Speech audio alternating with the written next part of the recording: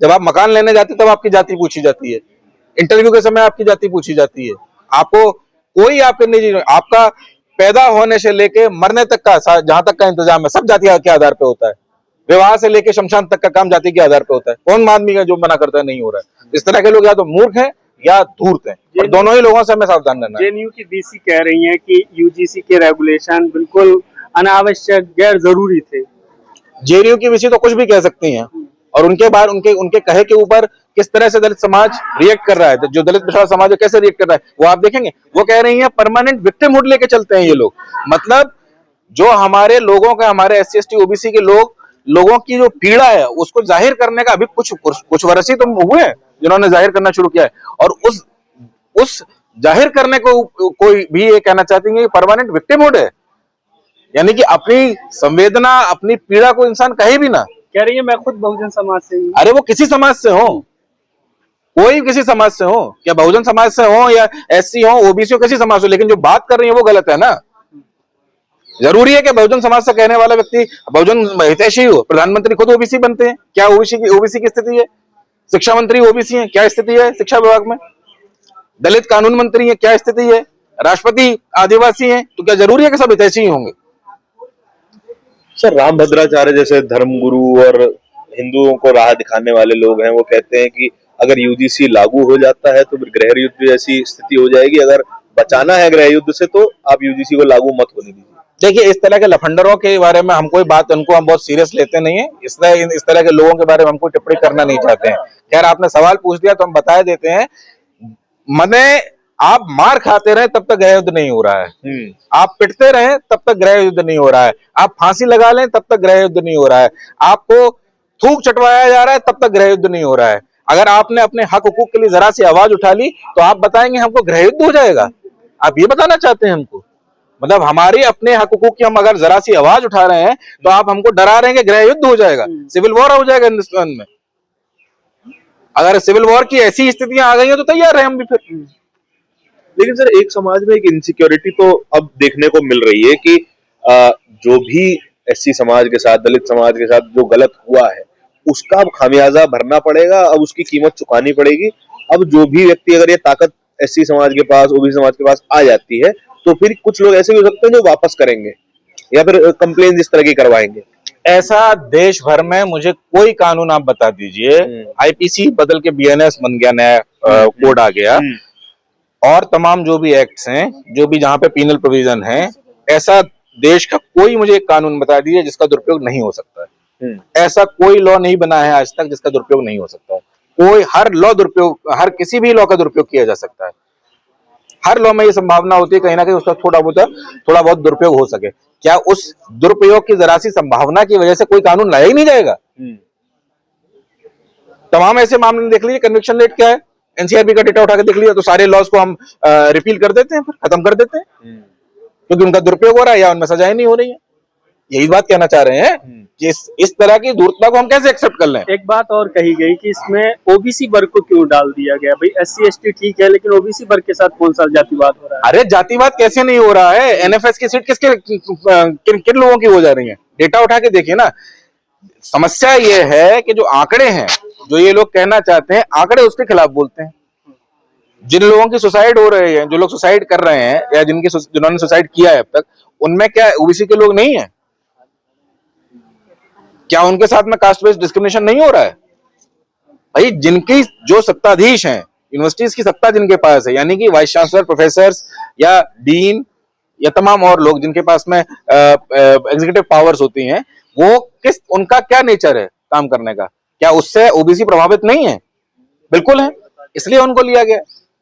क्योंकि मेन विरोध तो OBC वर्ग को जोड़ने की वजह से ही इसमें हो रहा है। SC ST के लिए तो पहले से भी था, 2012। अरे पहले से था, लेकिन पहले से कुछ चीजों में बदलाव लाया गया। ठीक है, ये सिर्फ OBC का मामला नहीं है, OBC का मामला तो है ही है। OBC सबके को सोचना चाहिए कि आप जिनके साथ में गलबैया करते थे, जिनके साथ में आप जिनके आदेशों पे आप काम करते थे, आपके लिए जरा सा एक प्रोटेक्टिव मेजर आया तो किस तरह का रिएक्शन हुआ, किस तरह का आपको उनकी तरफ से प्रतिवाद देखने को मिला है। ये OBC सबके को सोचना चाहिए। लेकिन ये मामला सिर्फ OBC का नहीं है। अब आप देखिए ना, ये अगला मामला SC ST एक्ट के ऊपर आएगा। क्या हम लोगों ने 2018 में नहीं देखा था? पूरा देश उतरा तब जाके SC/ST एक्ट के प्रोविजंस वापस हुए, रिस्टोर हुए। रोस्टर के टाइम पे हमने नहीं देखा था क्या? तो हमको सब समझ में आ रहा है। आपको ये समझना होगा कि कोई भी कानून है, कोई भी रेगुलेशन है, कोई भी मसला इस तरह का है, उसमें सुधार किए जा सकते हैं, चेंजेस किए जा सकते हैं, कुछ भी हो सकता है। लेकिन जिस ग्राउंड को लेके पूरा माहौल तैयार किया, हम उस माहौल की खिलाफत करते हैं। जिस तरह से ये पूरा माहौल एक वर्चस्व दिखाना चाहता है, ये आपको ये दिखाना चाहता है कि तुम्हारी हैसियत नहीं है कि तुम एक छोटी सी चीज भी मांग कर देखो।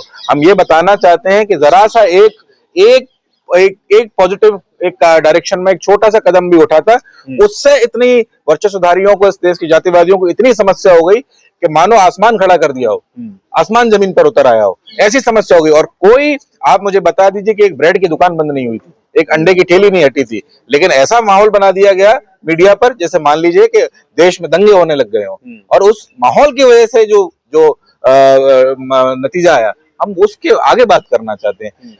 डायरेक्शन, जो रेगुलेशंस थे, रेगुलेशंस नाकाफी थे, उनमें बहुत सुधार की जरूरत है, ये बात सच है। लेकिन जिस तरह से वो बताया गया कि किसी एक तबके को ये खत्म कर देंगे या डिस्क्रिमिनेट कर देंगे, उनका जीना दुभर कर देंगे, इस तरह का तो बिल्कुल नहीं था मामला। सुप्रीम कोर्ट तो इसको ऐसे समझ रहा है ना कि आप जिस तरह की भाषा उसकी थी कि एक कम्युनिटी को पहले से ही एक ऑपरेसर मान लिया गया, पहले से ही दोषी मान लिया गया इस गाइडलाइंस में। अरे किसी कम्युनिटी का नाम नहीं लिया गया ना, उसमें किस जाति का नाम है भाई? जो वंचित तबका है, SC/ST OBC, उसका वो वंचित है तभी तो उसके लिए बनाया गया है गाइडलाइंस। जो वंचित होगा उसी के फेवर में कुछ ना कुछ बनेगा ना, उसी को प्रोटेक्ट किया जाएगा ना। संस्थानों पर किसका कब्जा है? 2018 तक एक भी OBC प्रोफेसर नहीं था, एक भी OBC एसोसिएट प्रोफेसर नहीं था 45 सेंट्रल यूनिवर्सिटीज में। आज भी डेटा कितना है? 45 सेंट्रल यूनिवर्सिटीज में कितने वाइस चांसलर OBC हैं, SC/ST हैं? 38 वाइस चांसलर अपर कास्ट हैं। राइट। तो ये आप क्या बता रहे हैं? डेटा क्या कह रहा है आपका? सुसाइड हो रहे हैं, वो सुसाइड जिनके हो रहे हैं, 118% की वृद्धि हुई है। UGC का अपना डेटा है ना। ये सुसाइड तो कौन लोग थे? ये भी तो कह रहे हैं कि नंबर ऑफ यूनिवर्सिटीज बढ़ी है, नंबर ऑफ स्टूडेंट्स बढ़ा है, तो इफेक्टिव डेटा 118% नहीं 60% के आसपास आएगा। अरे मैं कह रहा हूँ 60% है, 118% है, 70% है कौन वो लोग? छोड़ देते हैं। IIT में कौन लोग हैं जिनको सुसाइड करना पड़ रहा है? दर्शन सोलंकी कौन थे? पायल तड़वी कौन थे? रोहित वेमुला कौन थे? जो विक्टिम होगा, जो पीड़ित होगा, उसी के लिए कुछ ना कुछ प्रोटेक्शन के लिए लॉ लाया जाएगा ना। SC/ST एक्ट क्यों लेके लाया गया? क्या आप ऐसा माहौल हो गया है देश में कि इस देश में SC/ST के साथ में डिस्क्रिमिनेशन बंद हो चुका है? क्या कोई कह सकता है ये बात को?